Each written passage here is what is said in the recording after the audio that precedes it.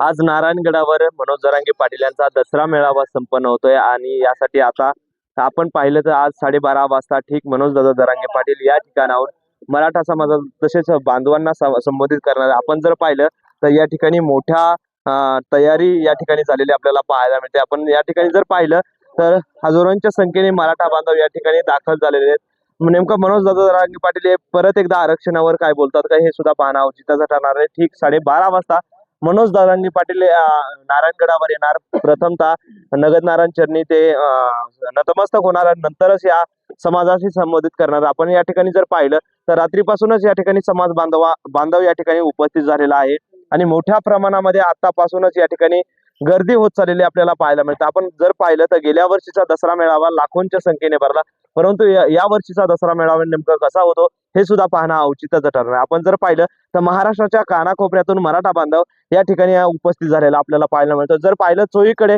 या ठिकाणी जर पाहिलं तर भगवमय वातावरण आपल्याला झालेलं आपल्याला पाहायला मिळतं, कारण की गेल्या 15 ते 20 दिवसापासून या दसरा मेळाव्याची तयारी सुरू होती। नेमका हा दसरा मेळावा कसा होतो हे सुद्धा पाहणं औचित्याचं ठरणार आहे। जर आपण पाहिलं तर बीड जिल्ह्यामध्ये 2 जागेवर दसरा मेळावा आहे, तो म्हणजे एक म्हणजे भगवान भक्तिगड आणि नारायणगड या ठिकाणी दसरा मेळावा संपन्न होतोय।